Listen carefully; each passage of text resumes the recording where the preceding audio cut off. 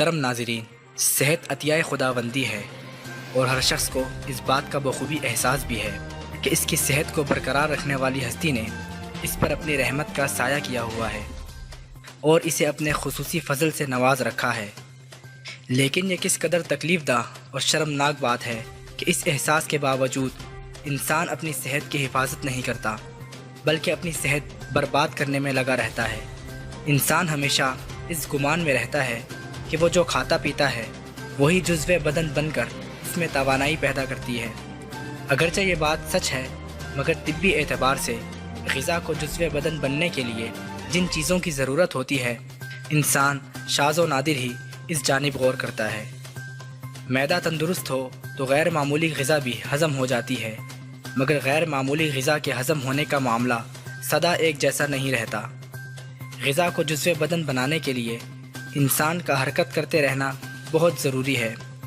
انسان کا چلنا پھرنا، اٹھنا بیٹھنا اور سونا جاگنا معمول کی حرکات ہیں، لیکن یہی معمول غذا کو جزو بدن بننے میں جہاں مدد دیتا ہے، وہاں اسے بدن کے لیے عذاب بھی بنا دیتا ہے۔ اس سلسلے میں مختلف ادوار کے انسان کی مثال دی جا سکتی ہے۔ مثلاً 20-30 سال پہلے تک ہمارے ہاں کا عام انسان غذا استعمال کرنے کے بعد اسے مکمل طور پر ہضم کرتا تھا، یعنی جب پوری محنت و مشقت کے بعد بھوک لگنے پر غذا کھاتا تھا تو اس کے بعد بھی اپنی محنت جاری رکھتا تھا، جس سے اس کی غذا مکمل طور پر جزو بدن بنتی تھی، جس کی وجہ سے اس کا معدہ بیماریوں سے پاک رہتا تھا۔ نہ اسے تبخیر معدہ کی شکایت ہوتی تھی، نہ خون میں کولیسٹرول بڑھتا تھا، نہ اسے بلڈ پریشر کی شکایت ہوتی تھی اور نہ ہی شوگر جیسی مہلک امراض لاحق ہوتی تھیں۔ اگرچہ یہ بیماریاں 20-30 سال پہلے بھی تھیں، مگر ان کی شرح بہت کم تھی۔ لیکن جب آج کے حالات پر نظر ڈالتے ہیں تو بے تحاشا امراض دیکھ کر روح فنا ہو جاتی ہے۔ جدید طب اور بڑے بڑے ڈاکٹروں نے اس بات پر اتفاق کیا ہے کہ موجودہ دور کا انسان سہل پسند ہو چکا ہے۔ وہ چٹپٹی مرغن غذائیں کھانے کا شوقین ہے، مگر اسے ہضم نہیں کر سکتا کیونکہ وہ بہت کم جسمانی مشقت کرتا ہے۔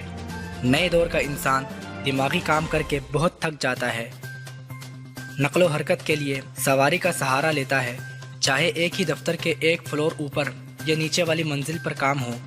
وہ جلد بازی یا افراتفری کی وجہ سے لفٹ کے ذریعے اوپر نیچے جاتا ہے، یا پھر خود حرکت کرنے کی زحمت سے بچنے کے لیے چپڑاسیوں کے ذریعے کام کرواتا ہے۔ اسی طرح دفتر سے باہر کوئی کام ہو تو چند 100 گز پیدل چلنے کی بجائے رکشہ، اسکوٹر، ویگن یا کار پر سفر کرتا ہے۔ موجودہ دور کے انسان کی یہ سہل پسندی ہی دراصل ایسے بہت سے امراض کا سبب ہے جس سے آج ہر کوئی دوچار ہے۔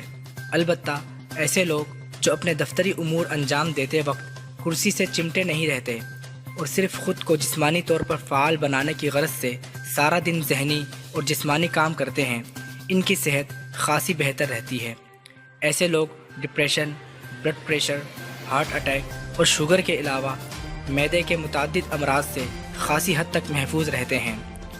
اس کی وجہ یہ ہے کہ ان میں غذا مکمل توانائی پیدا کرتی ہے اور ان کے جسم میں بیماریوں کے خلاف مدافعت بڑھ جاتی ہے۔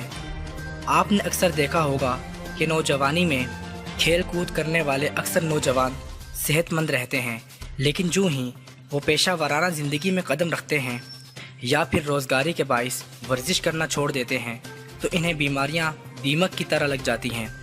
اسی طرح عمرا اور بڑے بڑے صنعت کار، بیوروکریٹس، سیاستدان، ادیب اور ایسے شعبوں سے وابستہ حضرات جو اپنی گوناگوں مصروفیات کے باعث جسمانی مشقت نہیں کر سکتے، وہ ہر طرح کے امراض میں مبتلا ہوتے ہیں۔ ان کی بیماریاں دوا سے بھی ختم نہیں ہو پاتی۔ اس موقع پر ڈاکٹر انہیں ادویات کے ساتھ سیر کی نصیحت کرتے ہیں۔ آپ نے شہروں کے بڑے بڑے پارکوں یا پوش علاقوں میں صبح اور شام کے وقت ایسے ہی لوگوں کو دیکھا ہوگا جو ڈاکٹروں کی ہدایت کے مطابق اپنی صحت کی خاطر سیر کرتے ہیں۔ حالانکہ یہی وہ لوگ ہیں جو سیر کے نام سے چڑھتے تھے، مگر بیماریوں کی شدت سے مجبور ہو کر بالآخر سیر کرنے پر مجبور ہو گئے۔ جدید طب نے سیر کو صحت کے لیے نہایت ضروری قرار دیا ہے اور اس بارے میں واضح کیا ہے کہ سیر کے ذریعے آج کے دور کے تمام نفسیاتی اور جسمانی امراض کے خلاف مدافعت پیدا کی جا سکتی ہے۔ زندگی کی گہما گہمی کے باعث بہت سے ایسے لوگ جو دفتروں سے گھروں میں آنے کے باعث کوئی کھیل نہیں کھیل سکتے، وہ رات کے وقت اکیلے یا دوستوں کے ساتھ یا پھر اپنے بیوی بچوں یا والدین کے ساتھ سیر کرنے کو معمول بنا لیں تو ان کی راتیں پرسکون ہو جائیں گی اور صبحیں اجلی اجلی سی نظر آئیں گی۔ تو محترم ناظرین، اگر آپ کو ہماری یہ ویڈیو پسند آئی ہے تو آپ سے گزارش ہے کہ اس ویڈیو کو لائک کیجئے اور شیئر کر کے ہماری حوصلہ افزائی فرمائیں، اور اگر ابھی تک آپ نے ہمارا چینل سبسکرائب نہیں کیا تو اسے سبسکرائب کر لیجئے اور ساتھ موجود بیل آئیکن کو بھی کلک کر لیں تاکہ آپ کو ہر نئی آنے والی ویڈیو کی نوٹیفیکیشن حاصل ہوتی رہے۔ اس کے علاوہ آپ ہمیں دیگر سوشل سائٹس پر بھی فالو کر سکتے ہیں، اور مزید معلومات کے لیے مکسوپیتھی کے آفیشیل ویب سائٹ www.mixopathy.com پر بھی وزٹ کر سکتے ہیں، جن کے لنکس اس ویڈیو کی ڈسکرپشن میں موجود ہیں۔ شکریہ۔